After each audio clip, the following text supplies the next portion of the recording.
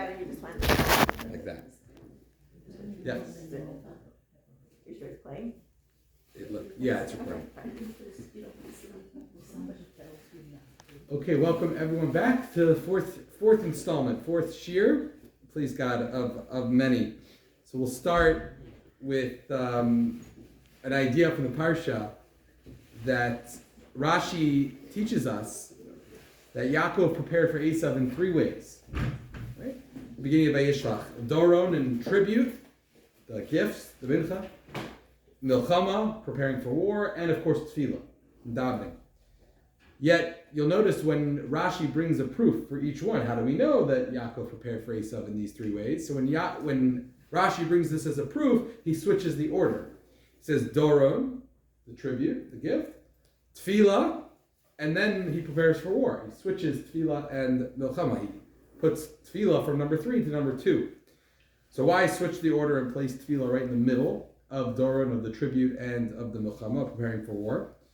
So I read from Rav Meir Jozint, Nachmas Meir, that says that tefilah is the bridge, needs to be the bridge, if you will, between bitachon, between faith and ishtadlus, and providing and putting forth effort in life.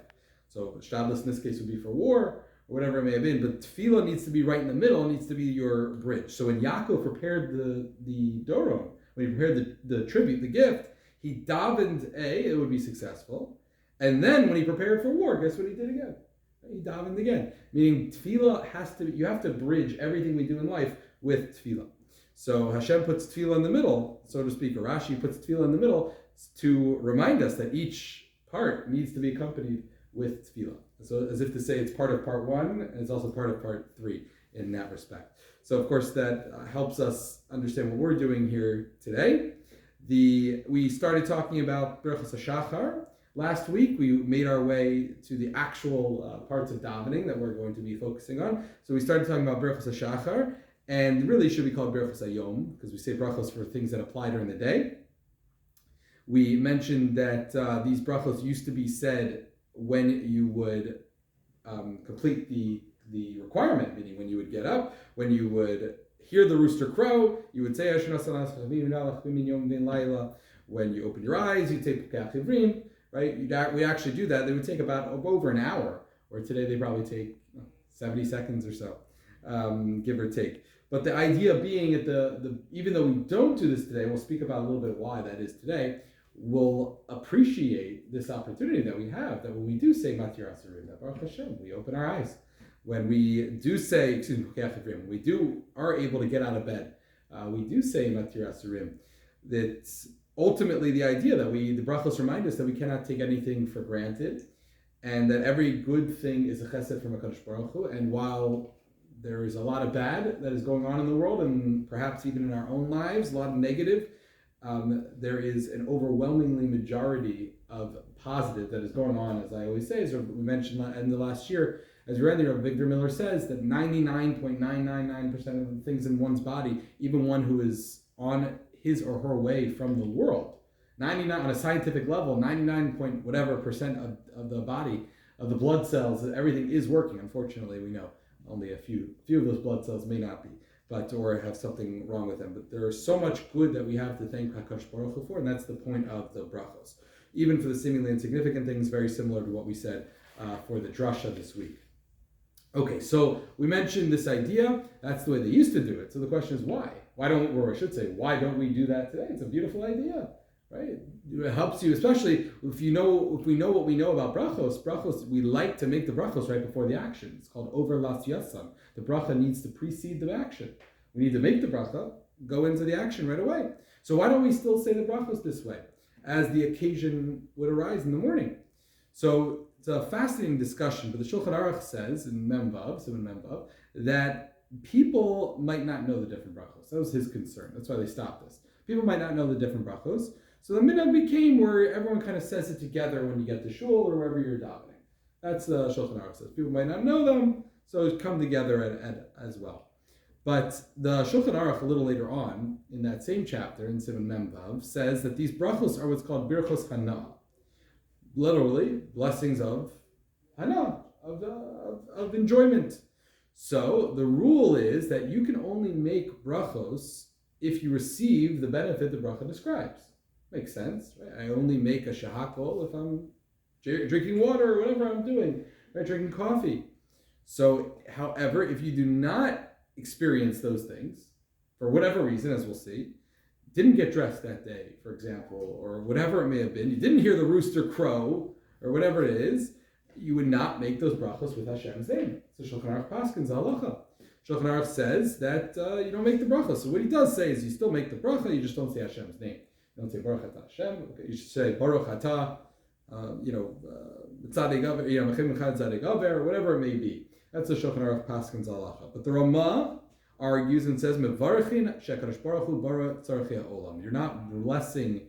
Today I don't hear roosters crow. Even in Kew Garden Hills there are roosters, but I don't hear roosters crow. So when I wake up in the morning, I can still make that bracha, says the Ramah, because these are brachos of shevach, of praise, if you will, and thanking Hakadosh Baruch Hu for whatever Hashem does for the world. That's what you're doing when you make these brachos today. Whether I personally did that action, or whether I was able to do that action or not, does not actually make a difference to us. That's what the Ramah argues with the Shulchan Aruch about.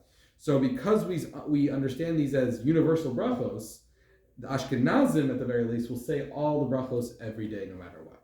Sephardim might be a little different, and they hold like the Shulchan Aruch, who of course holds like the Rambam. But for the most part, Ashkenazim, we say these brachos whenever we're mevarchin shekadosh baruch hu bara tzarchei olam. We're just thanking Hashem for creating this idea in the world, which helps us appreciate this even more. Because if you think about it, say someone Lolenu can't see, so really they shouldn't be saying Pokeach Ivrim. But according to the Ramah, the Shulchan Aruch would say, don't make that bracha. It's ridiculous to make that bracha. You can't see. Why are you making a bracha of thanking Hashem for opening your eyes? So according to the Ramah, you're thanking Hashem, which is a very powerful concept if you think about it. You're thanking Hashem as someone who cannot see for everyone else who can see in the world, which is a fascinating concept. Obviously incredibly difficult to really appreciate, but that's the discussion between the Shulchan Aruch and the Ramah. This idea that it's really Birchos HaShevach. It's not Birchos HaNa'ah, where you're thanking Hashem for the benefit you're receiving for that item, like if you eat or drink, etc. But it's Birchos HaShevach. You're thanking Hashem, you're praising God for the ability to allow the world to have these ideas, to have these gifts, if you will. Okay, so let's talk a little bit about some individual brachos, and we'll get to the more controversial ones, if you will. This is a women's shiur, so we will have to spend some time on She'asani Isha, She'asani Kertzono. We'll get to that as well. My understanding of it as well. But first things first. So She'asali Kol Tzarki. So which bracha comes first? She'asali Kol Tzarki literally means thank you Hashem for providing me for my needs.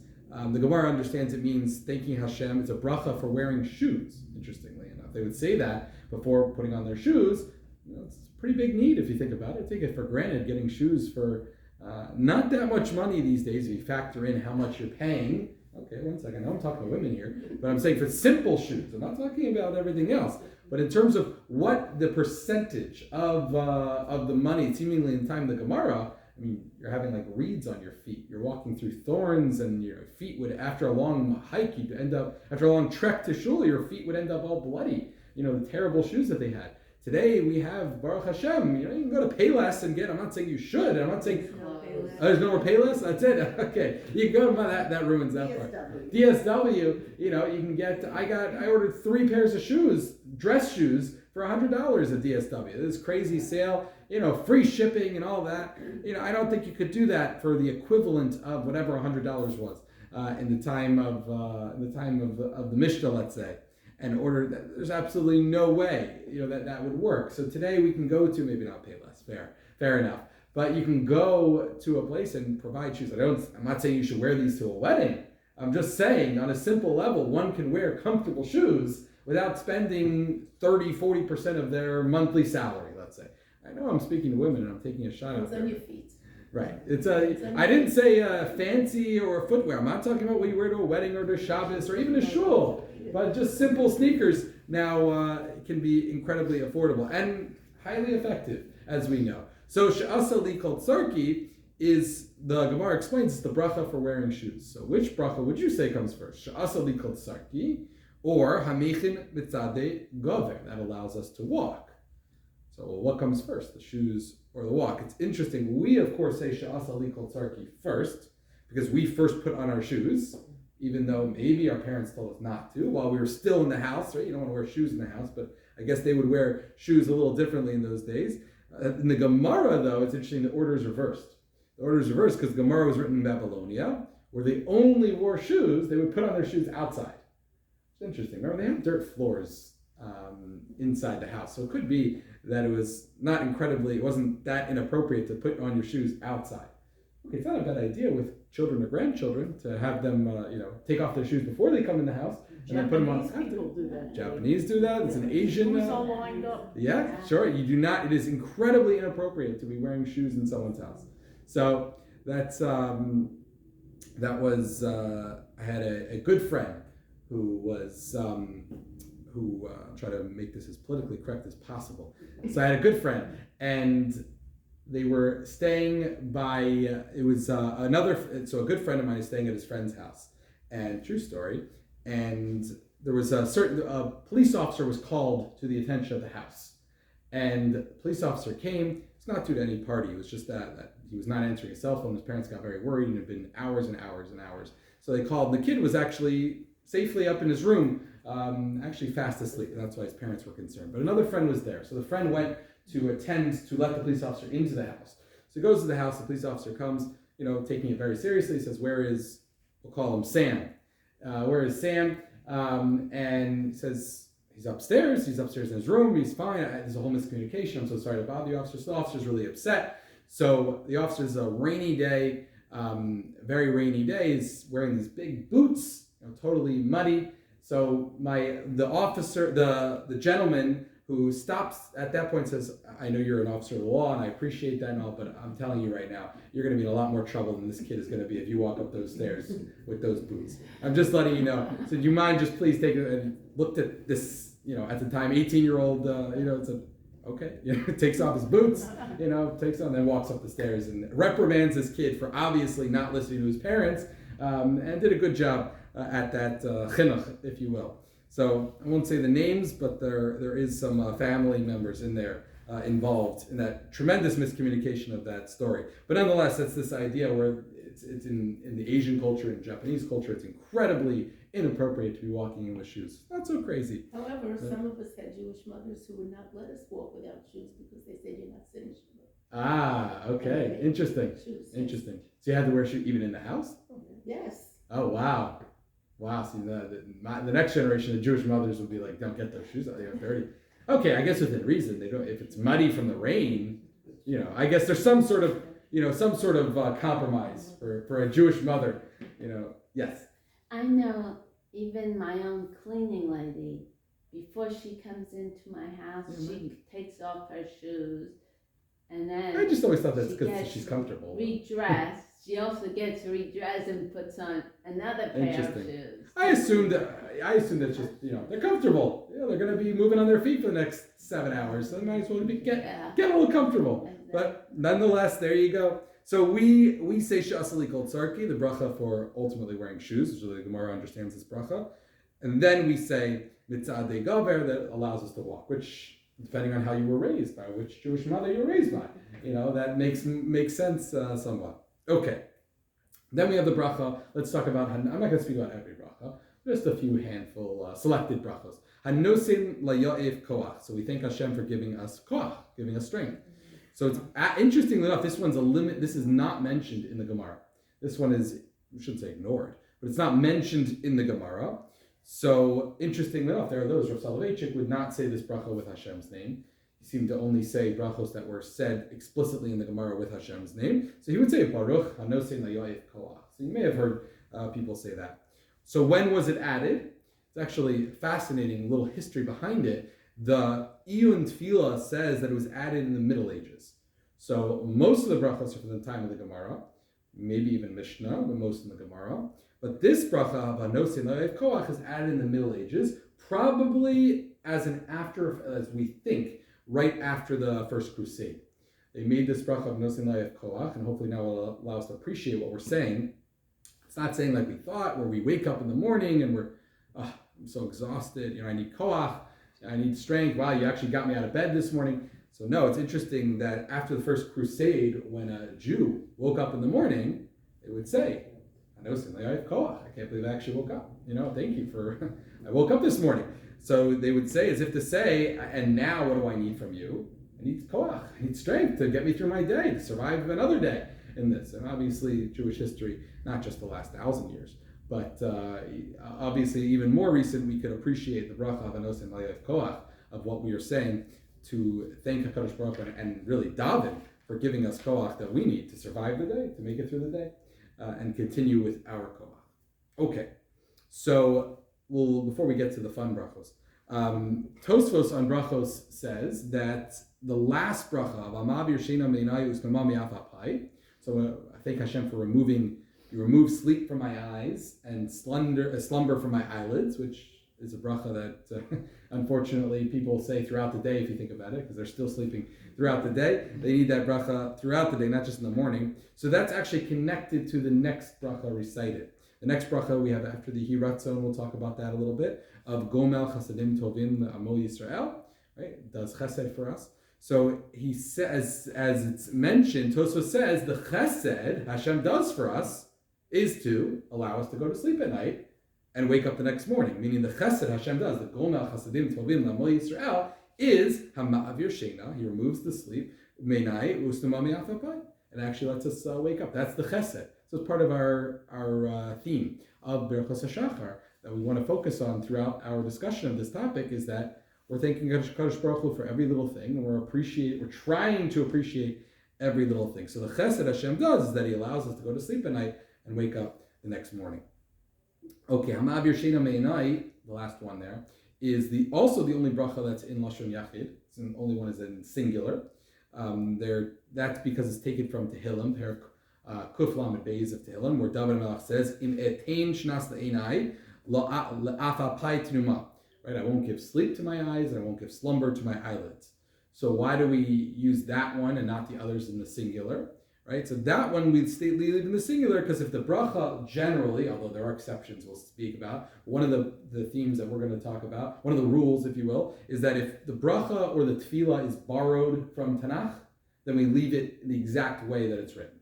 That's the general rule. There are a couple exceptions to that rule, but the general rule, so since this is a bracha that is borrowed from David Melech and Tehillim, Parakuf Lamed Beis of Tehillim, where Emetein Shnas Le'nai La'afapai Tenufa, right? So then, since we take those words from Tehillim, we leave it exactly like it is, even though it really is, which one of these is not like the other, as they say. This one is clearly not like the other because it's Lashon Yachid, and everything else seems to be talking about to everyone else. We thank Hashem for giving us all this as well, which we'll get to in terms of, now we think about it, how we can make that bracha if we haven't slept, which we'll get to a little later on, as well as other Berachos HaShachar, rest of Berachos HaShachar. Okay, now, before we get to the three most controversial brachos, let's talk about how late Berachos HaShachar can be said. I get asked this question very often. Obviously, it's best to say them early, clearly, but you can wait until 4 or 6 hours into the day, just like the Zman Shachris, just like the latest time to daven Shachris. 4 or 6 hours is fine. And not only that, but even if you, unlike, as we'll see, Shema and Shemon Esrei, what if the Mishnah Berurah writes, Zman kol brachos hu kul hayom b'diavad. B'diavad, technically you could say brachos all day, which is why I like to call it brachos hayom. It's brachos for the day, not just because it applies to things that we're going to be doing throughout the day, not necessarily in the morning. Someone might work at night and sleep late. In the morning, they still make Berachos HaShachar, as we'll see, even though they're not waking up at 6 a.m. or whatever it may be. So brachos can be said all day. Even interestingly enough, the Mishnah Berurah even says you might even be able to still say them at night, believe it or not, which is quite rare. With the exception if you fall asleep and wake up. So then for sure you can't say the bracha of Hama'avir Shena based off this idea. That doesn't make much sense because you just missed the whole day. But interestingly enough, obviously best say it early.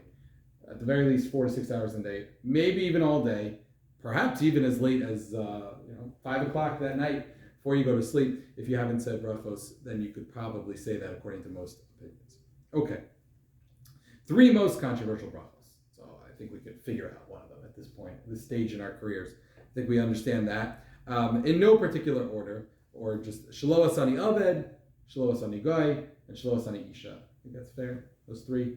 Everyone, anyone who's ever heard anything? You say shalom Sanisha. That's true. Okay, so Shasani Kirtzono. So Shasani Kirtzono, to the vast majority of people in this room, Shasani Kirtzono. But the idea behind these brachos, I think it's safe to say these are the three most controversial brachos that are in a siddur. I think that's what I meant by that. But yes, that is true. Only 10% of people in this room are saying that bracha. That is true. So these are, first and foremost, before we understand and appreciate these brachos, these are brachos yitzira, right? These are brachos of being, of status, right? Based on the levush. In Orach Chaim, Rav Soloveitchik taught that these three brachos are statements of gratitude. It's a very important understanding of why we make these brachos, about the levels of obligation that to perform as many commandments as possible. That's the simple that's Rav Soloveitchik's simple understanding before we get to hashkafically, but on a technical level, these are brachos, statements of gratitude about the levels of, if you will, sort of the obligation that each group has to perform certain mitzvahs. So, for example, Shlo Asani Goy, we're not saying that because we hate the Goyim. We're not saying that because we're not that's not what the bracha is. I'm thankful to have more mitzvahs than a Goy. That's a simple understanding of it. At least when I understood this, changed my outlook on these brachos. A non-Jew has 7 mitzvahs. 7 things that they have to keep. 7 mitzvah noachite laws, fine. I have more than that. I'm very thankful that HaKadosh Baruch Hu gave me that opportunity to have more mitzvahs with him. So that's Shelo Asani Goy. Thank you for giving me more brachos, more mitzvahs than that. So Shelo Asani Aven and Shelo Asani Isha mean that I have the opportunity to perform. I, as a male, I understand that. I acknowledge, I know who I'm talking to. I have the opportunity to perform more commandments. We know. Technically, you could keep going further. A Kohen could say, a Kohen is more. I cannot. That's the joke I always make, but it's true. How many mitzvahs are there? 613, right? How many mitzvahs can I fulfill? Not 613. Not even close. Maybe half, right? I'm not a Kohen. I don't live in Israel. If you want to get particular, so we know women can fulfill certain mitzvahs, men can fulfill certain mitzvahs, Kohanim can fulfill certain mitzvahs. I don't work the land in Israel, so you have to ignore all that. I have to, I don't own property in Israel. There's so many mitzvahs that are eliminated from my potential tally, if you will, not just by living in America, but by not being a Kohen, by living in 2022 without a Beis HaMikdash, and even if I did live in Israel. So we're about halfway to 613 maybe. The 200 in, remember, 365 and 248, right? The 365 negative commandments and 248 positive commandments, we're maybe half. I don't know. I haven't actually done a tally lately. But it's not 613. In any event, Rav Soloveitchik's teaching is that we each, or all of us, we all have different levels of responsibility. So it makes sense that I can say Shelo Asani Isha because I have different levels of responsibility. So okay, Hashem, you made me to have different responsibilities than a woman. Same thing, same idea. Shelo Asani Goy. All right, I'm not saying I don't like the non-Jews, that I want to be different. Like as we'll see, a lot of conservative and reform rabbis have taken that out. They feel it's inappropriate, especially because half the congregants might actually be Goyim, but okay, that's fine. Different story for another time. That you have this it's insulting, it's terribly demeaning to non-Jews to say Shelo Asani Goy. It's just saying that non-Jews have mitzvahs, we have more. That's it. So women have mitzvahs, men have have a little more of responsibility in certain things. We'll get to the time-bound requirement that we have. That's it. Please. In some Sephardic Siddurim, they do not have Hashem's name in that bracha. Of Shelo Asani Goy? Yeah. Interesting. No. Shelo Asani Isha. Yes. Yeah, so some of them, we'll get to which brachos. To me, that's insulting. Right, and they don't.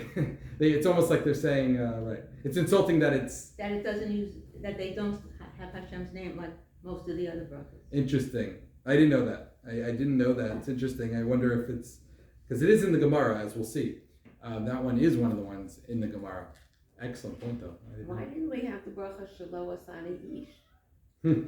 Yeah, that's, you know, all joking aside, couples counseling for years is, I would say, tell the women that that's the bracha you should be making. Yeah, thank God that I'm not. It's again, as we're going to see, as we're going to appreciate these brachos. It's not the blessing. Maybe you were taught when you were younger, but we're going to change that. It's not that. Thank you, Hashem. dear God for not making me a man because men are crazy. Or that's the way I was taught as a kid, which is incorrect. Thank you Hashem for not making me a woman. I couldn't handle being a woman. That's not the way these brachos are. We're going to say, thank you Hashem for making me the way I am, Shasani Kirtzono, because the category you placed me in as a Jewish male, as a Jewish female, I now have certain mitzvahs. I'm in category A or category B. It doesn't matter what's higher or what's not. There is no level of that. It's 1A or 1B. That's the way we're going to understand these brachos. So it's the same thing with Sholos Ani Goy, right? That thank you Hashem for putting me in the Jewish category where I have many more mitzvahs. That's going to be our understanding of this of these brachos. I know what we were taught when we were younger. I was taught that as well. Oh, thank God. And that's like, I don't really appreciate the jokes. I hear it from women. I hear it from men also. Deal with women who are disagreeing with their husbands, and they'll say, "Oh, should be shlos ani ish." My God, I don't know how I can. And I hear it 50-50. Don't worry. With the men who say, "Oh, I don't know, shlos ani isha, baruch Hashem, shlos ani." It's cute. It gets me to smile. I'm not really appreciative of it because I don't think you're really understanding what the brachos are. But that's going to be our theme. The way we're going to take these brachos are: you have placed me in category A because you have made me Y.